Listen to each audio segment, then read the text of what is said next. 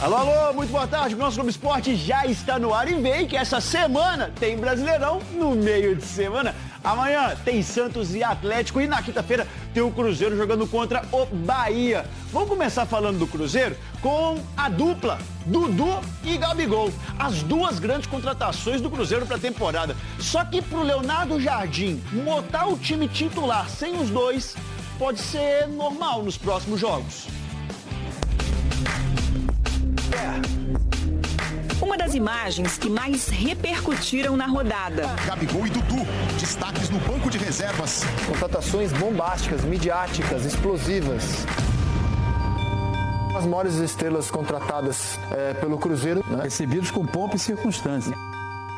O Dudu até foi acionado no segundo tempo, mas o Gabigol, principal estrela contratada pelo Cruzeiro na temporada, nem saiu do banco. Para mim, foi barrado. O Gabriel também, às vezes, num jogo destas características, ele não nos pode ajudar muito. Aconteceu isso no Inter, um jogo mais de transição, velocidade, ataca a primeira bola, e ele com certeza, isso não é um modelo. Ele está definindo o Gabigol ao contrário, porque o Gabigol é um jogador de pressão e movimentação. Se a sua principal contratação para a temporada, seu maior investimento, seu maior esforço não serve para os jogos difíceis, serve para quando? Contra o São Paulo, Caio Jorge foi o homem de referência no ataque e fez o gol de empate do Cruzeiro. Caio Jorge na pequena área, empurra para o fundo do gol. No fim do jogo, Leonardo Jardim respondeu quando pretende usar o Gabigol. Num modelo diferente, num modelo de dois avançados, eu acho que ele é um segundo avançado de grande qualidade. Foi jogando com dois atacantes que o Leonardo Jardim se projetou na Europa. O trabalho de maior sucesso na carreira do treinador foi no Mônaco de 2017, semifinalista da Liga dos Campeões e campeão francês. Uma pinda muito jovem, com muita dinâmica, movimentação, ao que o Caio Jorge pode implementar no jogo dele, claro, guardando as proporções, né? E o Gabigol, como era o Falcão, como um cara mais de definição. Caio Jorge e Gabigol já foram a dupla titular no ataque, mas só em 3 jogos do Cruzeiro. Talvez lá na frente ele tente fazer de novo, aproveitando esse atacante que o Cruzeiro tem. Gabigol é o artilheiro do Cruzeiro na temporada, com 7 gols. O artilheiro aparece de novo. E até então tinha sido titular nos 11 jogos em que esteve à disposição. A explicação do Leonardo Jardim, ela também tem uma mensagem implícita para o Gabriel, que é a seguinte: olha, se você, contra o adversário tal, se dispuser a fazer isso, você é um jogador que eu vou utilizar. Agora, se você não se dispuser, o seu lugar vai ser no banco. Antes do São Paulo, Dudu iniciou outras 3 partidas no banco de reservas e só ficou fora de um jogo oficial do Cruzeiro na temporada.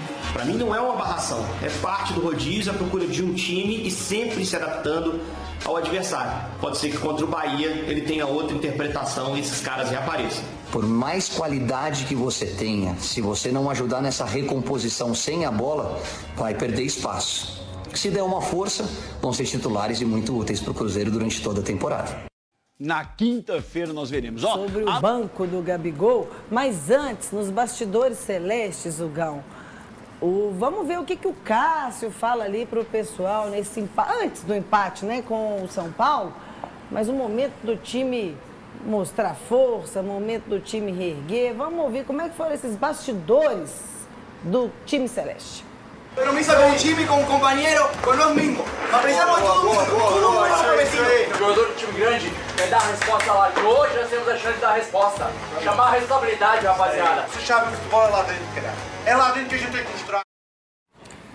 Ô Bel, é muito importante essa fala de lideranças do elenco celeste. Eu vivo falando aqui que o Cássio, ele é um monstro no futebol brasileiro, mas com a camisa do Corinthians.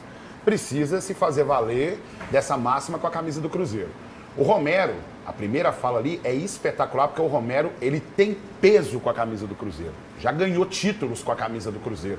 Entende e vive o clube. E aproveitando esse bastidor, eu quero falar de uma liderança que foi importantíssima, além do Leonardo Jardim, mostrar que realmente está ali conectado com o grupo nessa fala importante pré-jogo. Lucas Silva.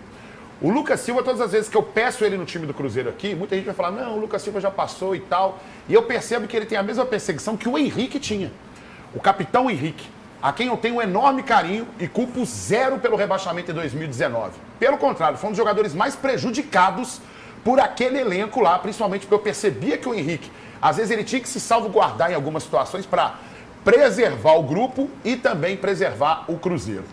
É um jogador que olha o meio-campo do Cruzeiro, entende o clube e mapeia muito bem aquele meio-campo. Resultado, uma partida coerente e muito eficiente com o Cruzeiro, principalmente no encurtamento dos espaços, que era o que eu mais cobrava nessa parte de marcação do Cruzeiro. Agora, é interessante que o Lucas Silva também é muito inteligente.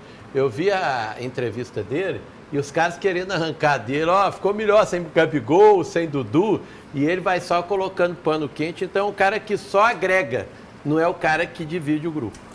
Aqui, rapidamente, já está na tela, o Cruzeiro vai enfrentar o Flamengo amanhã e o América vai enfrentar o Bragantino amanhã também, na atual classificação.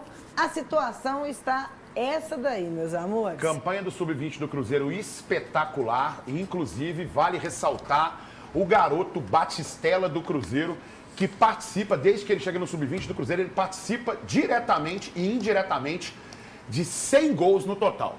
100 gols, marcando, dando assistência, iniciando jogada, pensando o jogo. Espetacular o garoto. Então vamos levar ele para o América, que o Cruzeiro não dá chance para ninguém, não. A América pegou o fato. Tudo acabou não repercutindo, mas a Copa do Brasil está chegando aí também e vamos ver como é que ficou para Cruzeiro e Atlético. Ao todo, 32 times estarão envolvidos na terceira fase do torneio. Entre eles, só 2 clubes do estado. Apenas Atlético e Cruzeiro seguem vivos na competição. Ambos com adversários já definidos. Vai acontecer. Já o time celeste vai encarar o Vila Nova de Goiás, clube que vem disputando a segunda divisão.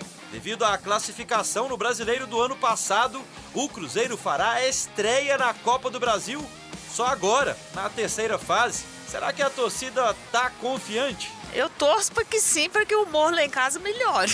Mas assim, eu acho muito difícil, né? Mas a gente torce, né? Torcedor sofre, né? Cada jogo é um jogo, filho. Cada jogo é um jogo, não tem nada a ver com o negócio de Vila Nova, se é o Maringá. Dá pra passar sim. Agora, a gente precisa agora de um treinador que abraça o time. Nosso treinador é muito passivo, é muito apático. O nosso time é a cara do nosso treinador. Em comum, Atlético e Cruzeiro podem garantir o mesmo valor em caso de classificação para as oitavas de final. Cerca de 3.600.000 reais. A diferença entre os times nesta fase fica por conta dos mandos de campo.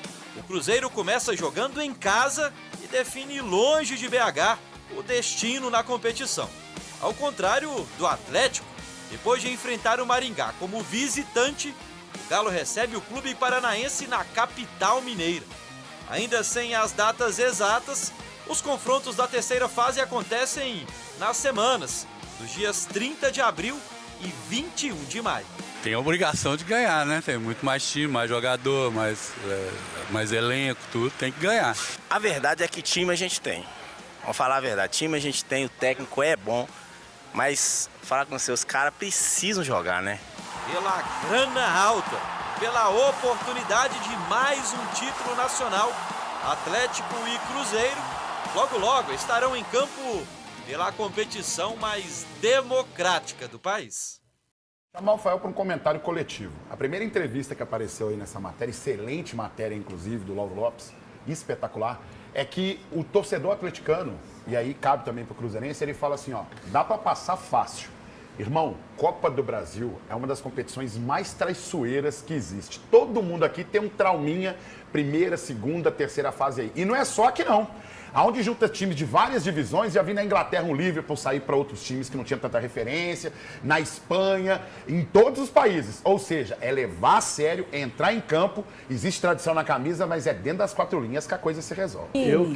O Hugão tá na bronca aqui, a gente até separou um arquivo, né? Não é dessa rodada, obviamente, que a próxima rodada o Cruzeiro vai encontrar com o Bahia. E vai ser com o mesmo árbitro polêmico que anulou um gol aparentemente legítimo do Cruzeiro justamente contra o Bahia e ficou empatada essa partida em 2024, outubro de 2024, pela 30ª rodada do Campeonato Brasileiro.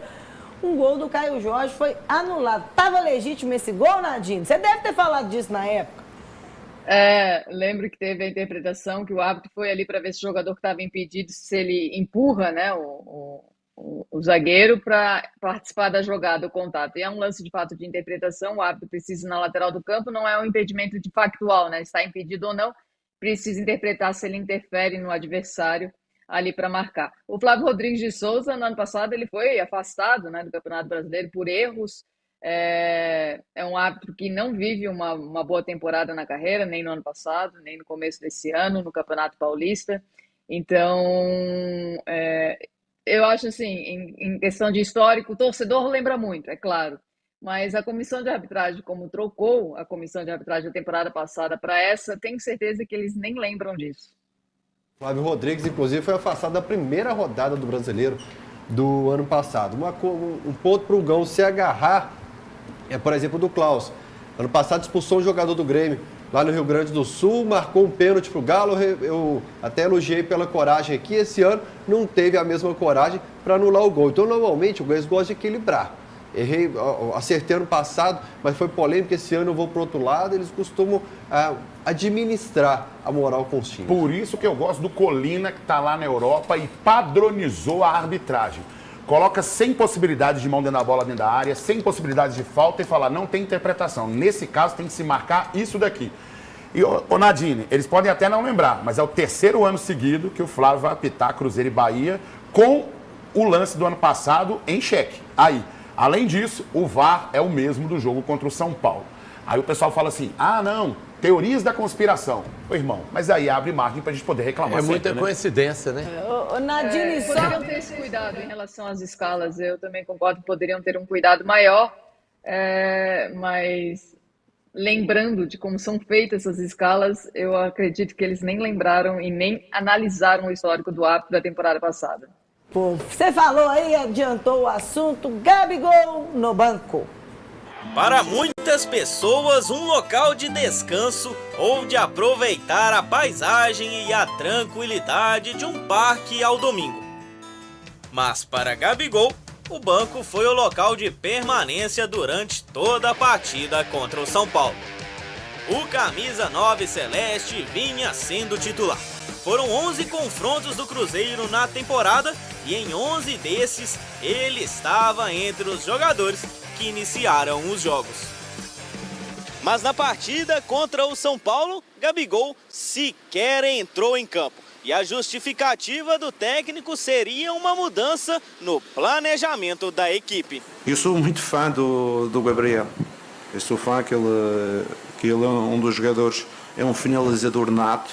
Mas o Gabriel também, às vezes, num jogo destas características, ele não nos pode ajudar muito. Aconteceu isso no Inter. É um jogo mais de transição, velocidade, ataca a primeira bola. Ele, com certeza, isso não é um modelo. Ele está mais à vontade num modelo diferente. Apesar da fase não ser das melhores, o jogador é o principal artilheiro do time com 8 gols. E com esses números, será que o atacante realmente merece ser banco? Eu acho que ele tem que ser titular porque ele está tendo mais visibilidade agora, está fazendo bons jogos e eu acho que ele tem que continuar sendo, ele tem que ser titular. Eu acho que o Gabigol tem que ser titular. A gente sentiu a falta dele no ataque, a gente precisa do Gabigol titular. Reserva, tá arrumando nada, tá deixando a desejar, tá osso, o torcedor tá gostando nada disso não. Seja na reserva ou dentro do campo, o certo é que Jardim vai ter que se decidir o quanto antes. Já na próxima quinta, o Cruzeiro volta a campo. Só resta saber onde o camisa 9 celeste estará no Mineirão. O argumento do Jardim é muito bom quando ele fala que foi por uma questão de planejamento e estratégia, e acho que o camarada tem que ter peito mesmo. Não é o valor do salário que vai impedir que o cara seja relacionado ou não. Evidentemente que o clube toma um prejuízo, se ele continuar sempre no banco, não vai valer, de repente, o investimento que foi feito. Mas eu acho que é bom ter um treinador que às vezes vira assim e fala assim, dá uma segurada pra mim aí, viu, filho? Quem não pode segurar é o Alfa XL, né, galera? Não pode não, Gão. Aí que complica. Tem atacante que tá no banco, não tá rendendo nada? Tem que